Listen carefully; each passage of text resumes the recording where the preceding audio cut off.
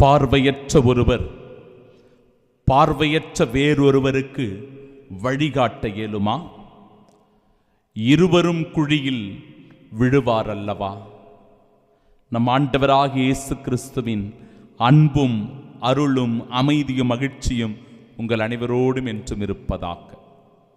சகோதர சகோதரிகளே, தெய்வத்தாய் நம் அன்னை மரியாவினுடைய தூய்மை மிகு பெயரினுடைய விழாவினை சிறப்பித்துக் கொண்டாடுகிற இந்த நாளில் உங்கள் ஒவ்வொருவருக்கும் விழா நல்வாழ்த்துக்களை உரித்தாக்கிக் கொள்ளுகிறேன்.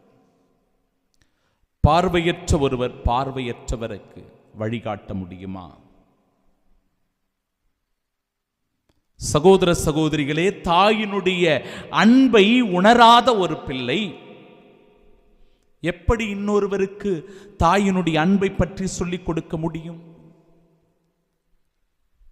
தாயினுடைய இரக்கத்தில் இணையாத ஒரு பிள்ளை, அவருடைய அரவணைப்பை உணராத ஒரு பிள்ளை எப்படி தாயினுடைய பெருமையை பற்றி புகழை பற்றி வெளியிலே இன்னொருவருடன் பேச முடியும்? இன்றைய நாளின் இறைவார்த்தை சொல்லுகிறது, நீங்கள் உங்கள் கண்ணில் இருக்கும் மரக்கட்டையை பார்க்காமல் அடுத்தவருடைய கண்களை கூர்ந்து கவனிப்பது ஏன்? முதலில் உங்கள் கண்ணில் இருக்கும் துரும்பை எடுத்து எறியுங்கள். முதலில் உங்கள் கண்ணில் இருக்கும் துரும்பை எடுத்து எறியுங்கள். பிற சபைகளைச் சேர்ந்த சகோதர சகோதரிகள் கத்தோலிக்க கிறிஸ்தவர்களாகிய நம்மை பல நேரங்களில் குற்றம் சாட்டுகிறார்கள். அன்னை மரியாளின் மீது நாம் கொண்டிருக்கிற பக்தியை குறித்து விமர்சனம் செய்கிறார்கள்.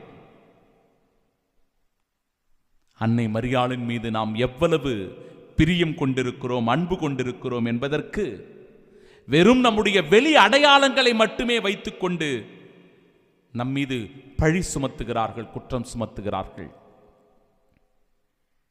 அன்னையினுடைய அன்பை சுவைக்கிற கத்தோலிக்க இறை நம்பிக்கையாளர்களாக இருக்கின்ற நாம் ஆண்டவர் இயேசு கிறிஸ்துவை எந்த அளவிற்கு புரிந்து வைத்திருக்கிறோம்? இயேசு ஆண்டவருடைய மீட்பில் பங்கு பெறுகிறவர்களாக நாம் எப்படி ஒவ்வொரு நாளும் வாழ்ந்து கொண்டிருக்கிறோம்? இயேசுவே உண்மையான மெஸ்ஸியா என்பதை எப்படி நம்முடைய வாழ்க்கையில் அறுதியிட்டு சொல்லுகிறோம் என்பதை சிந்திக்க வேண்டும். எனக்கு வலுவூட்டும் நம் ஆண்டவராகிய இயேசு கிறிஸ்துவுக்கு நான் நன்றி செலுத்துகிறேன் என்கிறார் பவுலடிகளார்.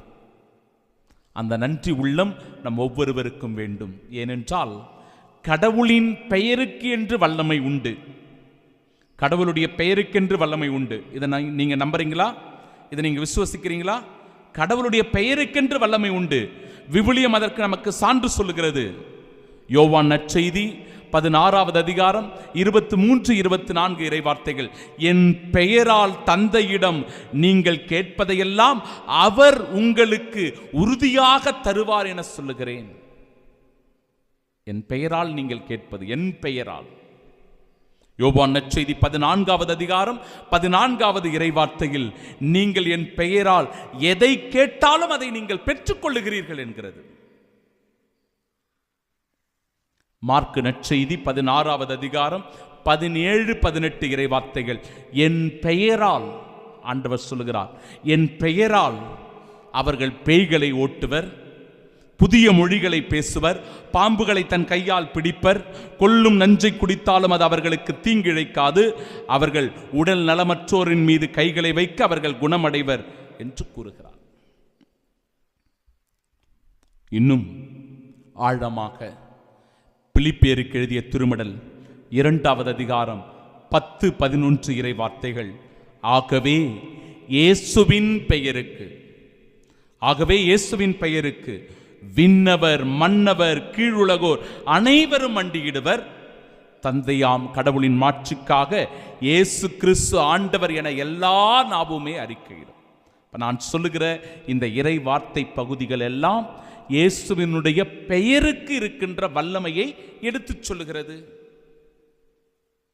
இயேசுவினுடைய திருப்பெயரினால் நாம் கொண்டிருக்கிற அதிகாரத்தையும் வல்லமையையும் அது எடுத்துச் சொல்லுகிறது.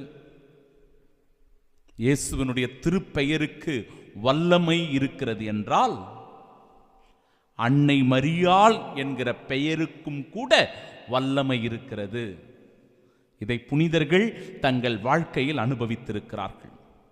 மரியா என்கிற அந்த சொல் லத்தீனில் கசப்பான அல்லது கடலின் துளி என்கிற பொருளில் எடுத்துக்கொள்ளப்படுகிறது.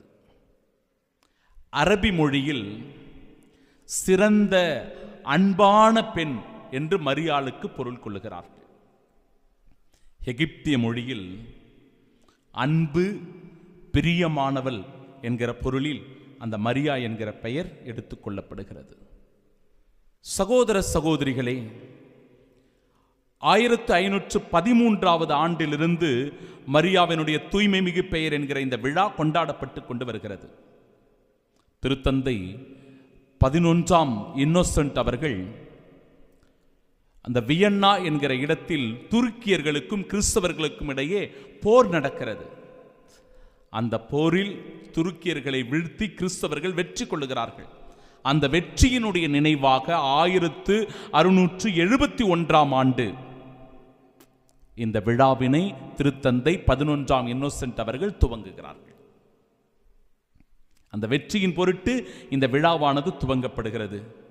இந்த விழாவின் போதுதான் 1683ஆம் ஆண்டு மரியன்னையினுடைய மன்றாட்டு மாலையை திருத்தந்தை 11ஆம் இன்னோசென்ட் அவர்கள் முதலில் ஏற்றுகிறார்கள். நாம் இப்பெல்லாம் அந்த மரியாவினுடைய மன்றாட்டு மாலை பாடுறோம் இல்லையா, அதை ஏற்றியது இந்த தூய்மை மிகு பெருவிழாவில் தான். சகோதர சகோதரிகளே, புனித பிரிஜித் அம்மா அவர்கள் மரியன்னையினுடைய அந்த பெயருக்கு இருக்கின்ற வல்லமையை தன்னுடைய காட்சியின் வழியாக அவர் அறிந்து கொள்ளுகிறார். அவருக்கு ஒரு காட்சி வெளிப்படுத்தப்படுகிறது. அந்த காட்சியில் புனித பிரிஜித் அம்மா அவர்கள் மரியன்னையினுடைய பெயருக்கு இருக்கிற வல்லமை என்ன என்பதை சொல்லுகிறார். அந்த காட்சியிலே அன்னை மரியாளுடைய பெயரை சொல்லுகிறவர்களிடத்திலிருந்து தீய ஆவி அகன்று ஓடுவதை அவர் காண்கிறார். தீய ஆவி அன்னை மரியாளுடைய பெயரை சொன்னால் அது அகன்று ஓடுகிறதாம், விலகி ஓடுகிறதாம். அந்த காட்சியை பிரிஜித் அம்மா பார்க்கிறாங்க. அதுபோலவே மரியன்னையினுடைய பெயரை உச்சரிப்பவர்கள், எப்பொழுதெல்லாம் மரியன்னையினுடைய பெயரை ஒருவர் உச்சரிக்கிறாரோ அப்பொழுது வானதூதர்கள் கீழ் இறங்கி வந்து அந்த மனிதருக்கு உதவி செய்கிறார்கள் என்பதை அந்த காட்சியின் வழியாக பிரிஜித் அம்மாள் கண்டுகொள்கிறார். அன்னை மரியாளுடைய பெயருக்கு இருக்கின்ற வல்லமையை நாம் உணர்ந்து கொள்ள வேண்டும். இயேசுவினுடைய திருப்பெயருக்கு எவ்வளவு வல்லமை இருக்கிறதோ அதே வல்லமை அன்னை மரியாளினுடைய பெயருக்கும் இருக்கிறது.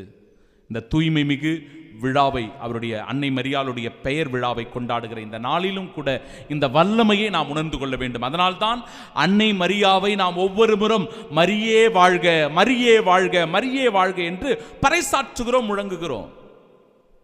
இந்த வார்த்தை பிற சபையினருக்கு எரிச்சலை தருகிறது, கோபத்தை தருகிறது. அதனால் அவர்கள் விமர்சனம் செய்கிறார்கள். இறை வார்த்தையை பார்க்கலாமே. பார்வையற்ற ஒருவர் பார்வையற்ற வேறொருவருக்கு வழிகாட்ட முடியாது. அன்னையினுடைய அன்பை உணராத ஒரு பிள்ளை அன்னையினுடைய அன்பை பற்றி இன்னொரு இடத்தில் சொல்ல முடியாது. முதலில் அவர்கள் தங்களுடைய கண்களை திறந்து அன்னை மரியாளுடைய அன்பை சுவைக்கிறவர்களாக மாற வேண்டும். அன்னை மரியாளுடைய அரவணைப்பை உணர வேண்டும். அன்னை மரியாளுடைய உடனிருப்பை ஒரு மனிதர் உணர்ந்து கொள்ள வேண்டும். அப்பொழுதுதான் அன்னை மரியாளை பற்றி பிறருக்கு எடுத்து சொல்ல முடியும். நாம் வெறும் பக்தர்களாக மட்டும் இருந்துவிட்டு போகாமல், வெறும் மெழுகுதிரி ஏற்றுவது, புடவை சாற்றுவது, பாத யாத்திரை செல்வது, முழந்தால் படியிட்டு செல்வது என்று சொல்லி வெறும் நம்முடைய பக்தியை மட்டும் வெளிப்படுத்திவிட்டு செல்கிறவர்களாக இருக்கக்கூடாது. மாறாக அன்னையினுடைய திருப்பெயருக்கு, அந்த தூய்மை மிகு பெயருக்கு ஒரு வல்லமை உண்டு. அந்த வல்லமையினால் நாம் ஒவ்வொருவரும் கிறிஸ்துவின் சாட்சிகளாக வாழ்கிறோம் என்கிற உணர்வு நிலை வேண்டும். அவர்களுடைய அன்பை சுவைக்கிற பிள்ளைகளாக இருக்கணும். அவர் எப்படி கீழ்ப்படிந்து நடந்தாரோ, இறை சித்தத்தின்படி வாழ்ந்தாரோ, இறை திருவுளத்தை தன் வாழ்க்கையில் ஏற்று கடைபிடித்தாரோ, இறை வார்த்தையின்படி வாழ்ந்தாரோ, அதுபோல நாமும் இறை வார்த்தையின்படி வாழ வேண்டும், அதை வாழ்வாக்க வேண்டும். தூய்மையிலும் எளிமையிலும் தாட்சியிலும் சிறந்த எடுத்துக்காட்டாக இருக்க வேண்டும். எனவே இந்த விழா நமக்கு சுட்டி காட்டுகிற முழுமையான அர்த்தத்தை, பொருளை உணர்ந்து கொண்டு கிறிஸ்துவுக்கு சாட்சிகளாய் வாழ்வோம். தேவ அன்னையினுடைய அரவணைப்பில் என்றென்றும் மகிழ்ந்திருப்போம். ஆமீன்.